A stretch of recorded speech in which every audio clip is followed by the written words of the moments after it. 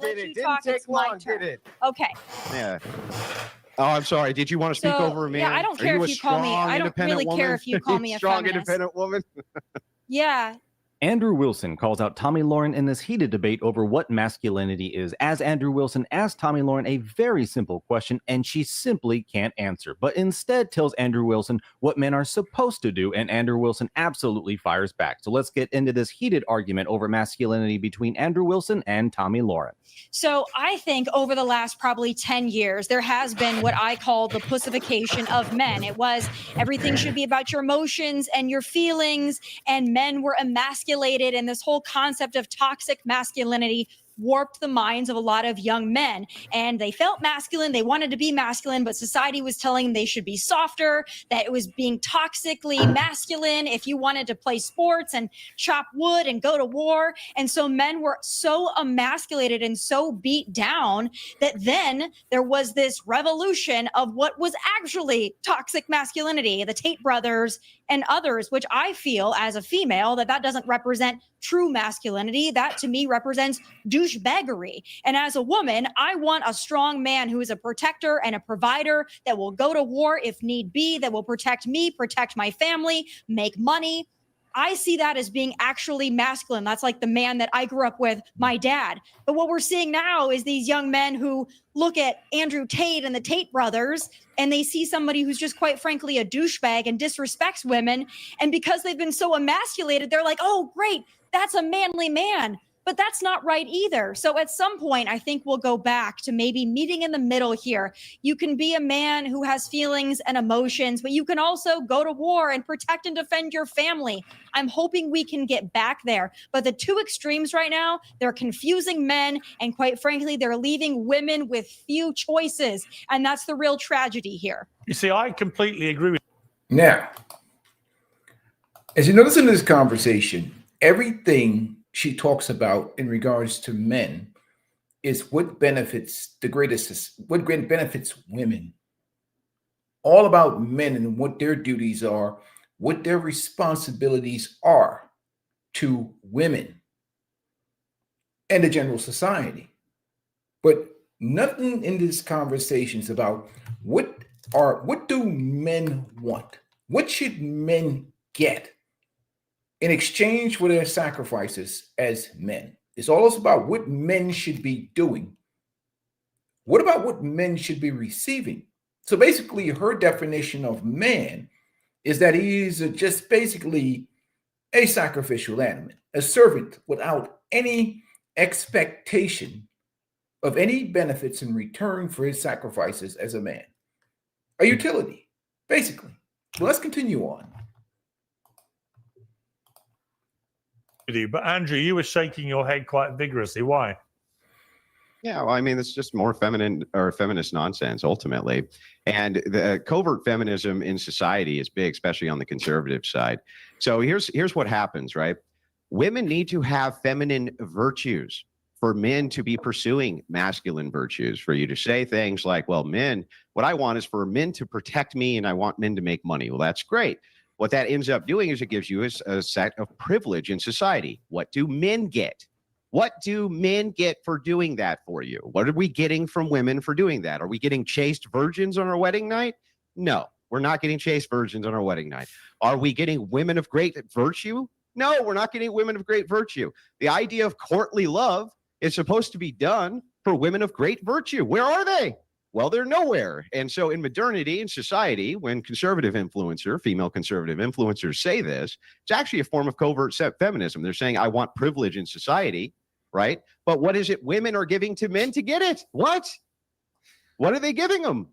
Tell me. Well, they gave you a place to... And again, watch this. Valid question. And one would make the argument, if we go back to the clip, men are getting this, which is basically ran through sexually liberated leftover women. And that's why this concept of hoflation is so important. The concept of men having to work 20 times harder than their grandfathers did for women 20 times worse than what their grandmothers were. So we have the situation in society itself where you're asking men to hold to traditional values, traditional expectations, when women are basically allowed to be modern. So what exactly are these men getting? So let's continue on. Get back to the video. I'm in here. Yes, you can. And then James can, and I'll come to you, Sean. No, I would love to. I love this whole thing of like, if you're a female conservative and you don't believe that men should be douchebags, that all of a sudden you're a covert feminist. Call me a feminist. I really don't give one crap one way or another. But I can tell you this, a lot of these men, these She didn't answer the question. Let's continue on. Notice she dodged the question. What are men getting for what you're asking? podcast hosts on the right that like to think of themselves as these big masculine men, and what am I getting out of it? I can tell you this. There's that feminism. All right, I believe I'm a woman of virtue, right? Out. Yeah. As you can see, folks, Andrew Wilson asked a very simple question. What do we get? What do we get for getting into all this? And Tommy Lauren can't answer it. It's always about what I want, what we want. You know, we want this, we want that. But what do we get? It's a very simple question that Andrew Wilson continually asks a lot of women. And you can let me know in the comments, folks. I've never thought of Tommy Lauren as a feminine woman. Like, she's always been more of that boss girl, you know, that independent woman. So I totally agree with Andrew Wilson that, yeah, she could very well be, like, she says she's on the right, conservative, but she doesn't, she talks the talk, but she don't really walk the walk. And for a simple question like that, and now she wants to tell Andrew Wilson, like, when men should be, you know, like, oh my God, how dare you ask for something in return? How dare you expect something like that right there? That's shaming men. That's shaming men. And you only get that from independent boss girls, you know, wanting to live their own lives and all that. But no, like, men absolutely, like, we need something in return. You want us to be protect, provide, all that. But anytime we ask for what we get and we want to have a voice and we have expectations and on our side of the relationship, all of a sudden we get shamed and attacked for it. It's always the same trope. Women like this, they don't actually, in my opinion, really care about what men want. They just tell you what they want and they expect you to do it. Let me know if you agree with that in the comments, folks. Leave a like, it helps the algorithm, and let's get back in. Yeah, there's the feminism. Oh, and then you're interrupting me too. Didn't which take is great. long, I let did you it? Didn't talk. take It's my long, turn. did it? Okay. Yeah. Oh, I'm sorry. Did you want to speak over me? Yeah, I don't care if you call me. I don't really care if you call me a strong, feminist. independent woman. Yeah. Yeah. You're actually interrupting me. I didn't interrupt you when you were spewing your bullshit. So now it's my turn. Okay. You mean so, the truth? Like I said before. So I believe there we go again. Pierce, I'm a woman of virtue. I happen to be independently successful. I have a husband who's not only a former professional athlete, but is currently a professional baseball coach. So is he not a masculine man? I mean, I'm confused here. What's your concept of a masculine man? Mine is a man who respects me.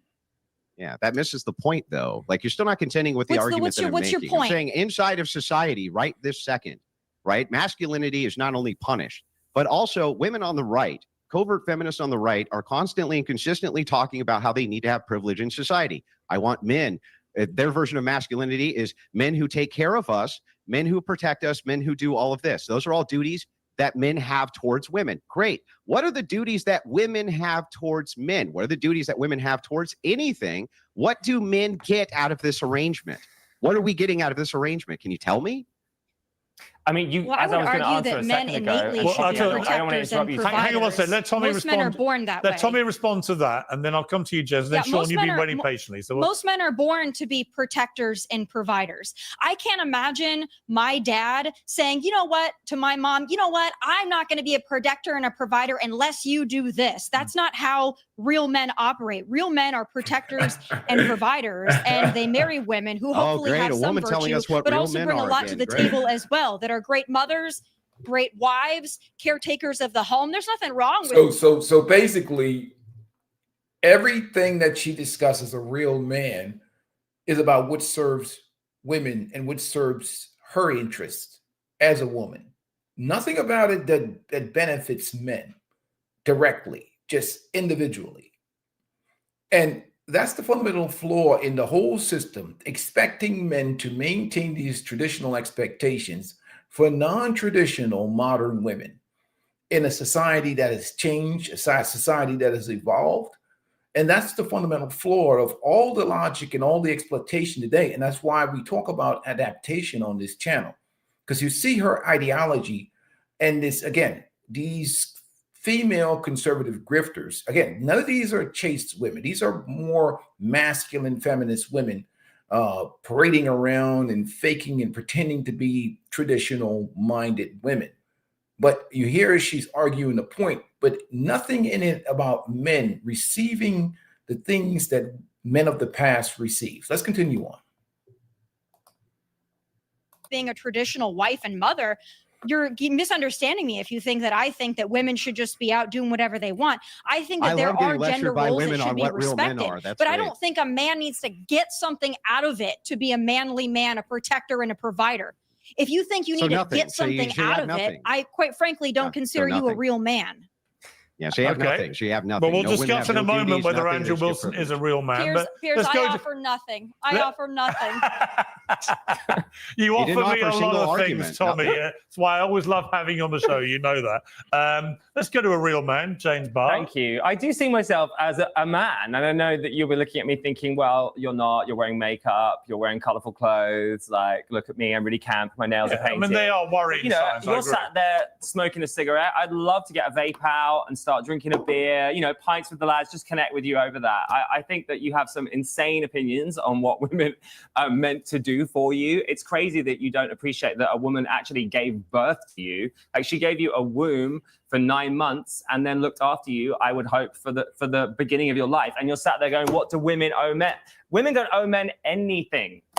No one owes you anything. You have your own life. Do you understand that if you make an argument and you say that I'd watch your seminar on how to win an argument. In a position, if the women are supposed to be in a position of privilege where men do A, B, C, and D for them, and then I ask, well, what duties do women have? And you say, well, nothing. No one said that. And then you wonder, why are men checking out? I don't know why men are checking out. I don't get it. That's silly, man. All right, let me bring it. All right, let me. Go figure that Tomi Lahren, the bad independent woman, and the LGBT's supporter in the middle there, both think that men are basically owed nothing. You're not owed anything. You are expected to simply do. You are expected to work, but don't ask for anything in return because you're owed nothing. I mean, for that guy to say, like, I'm a man too, like, we're talking about masculinity in this conversation. It's like, just because you're a guy, like, that's not the same thing. That's not even what we're really talking about. And still, Andrew Wilson's question, what do men get? Neither one of these people want to answer that. And you heard Tomi Lahren, like, oh, they're just born that way. They're just born. Okay, you're evading the point.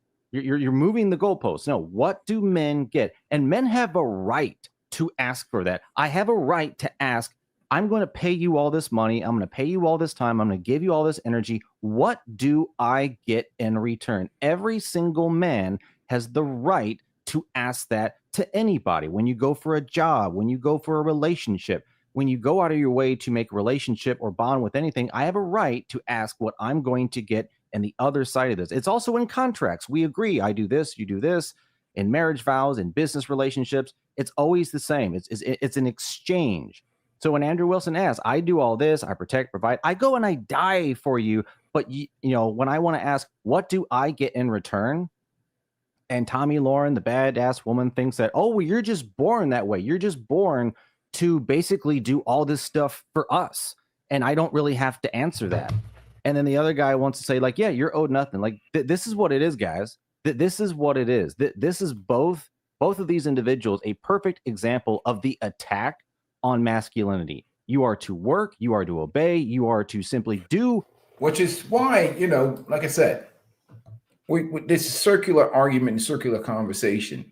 And that's why we talk so much about self-preservation on this channel. We talk about how they see men, how men are perceived, and women's definition of what a real man is. And they don't like channels like Men. When I talk about men's self-esteem, men's self-preservation, because it ruins the system. It's a monkey wrench in the system that makes men, I mean, because it doesn't provide the amount of men in servitude that they would like.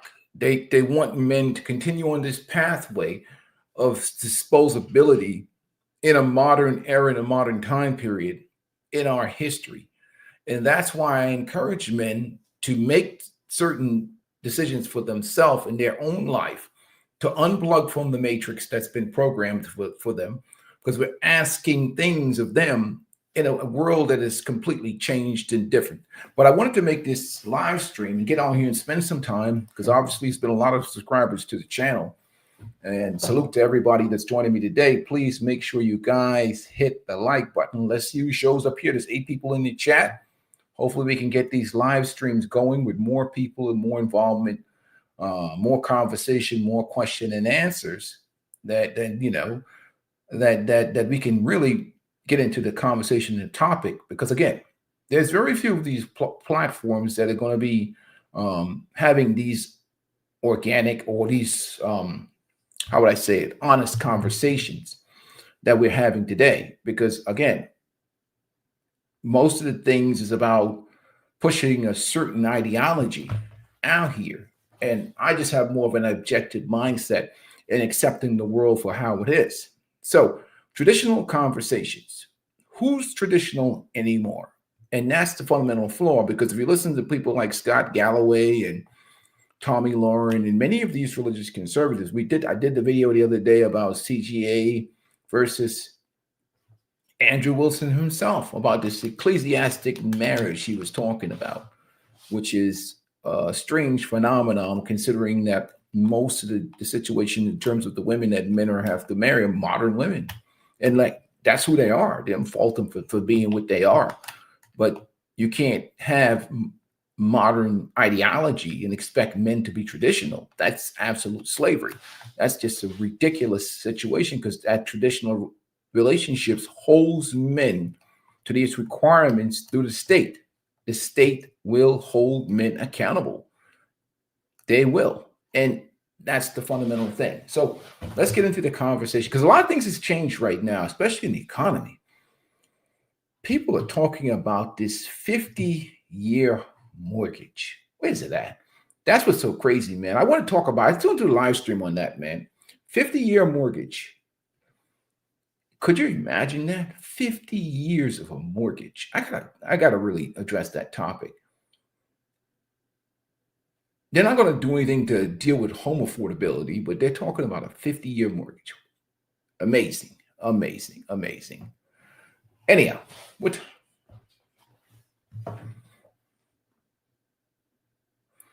And salute, brother Adam. Welcome to the stream, man. He said, Jesus, man, wake up. Remember like situations like you said, like Tia Mowry and like other women that just graduating from marriage, these modern women and shit like that. It's crazy that they're still pushing some of the same narratives that they pushed of the past, when things are completely different nowadays. The world is different. Things are different, and I can understand. They don't understand why the men themselves don't want to participate in these traditional arrangements anymore.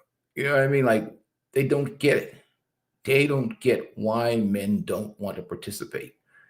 I mean, and it's clear. It's just a bad deal for most men. Maybe the ones that are lucky enough to get into the 5% situation.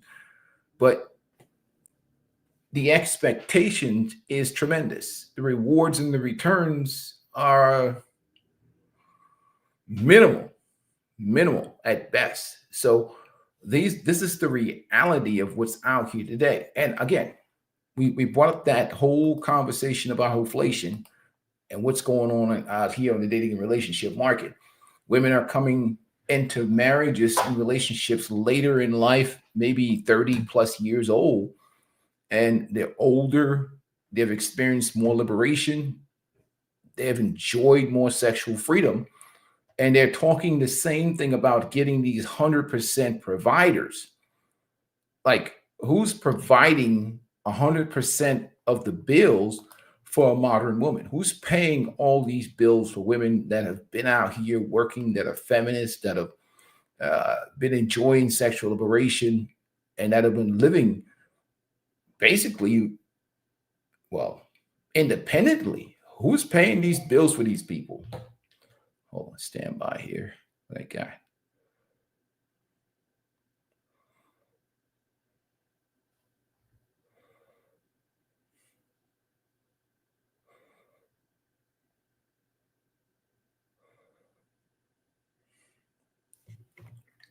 I was watching, what's it, the doctor,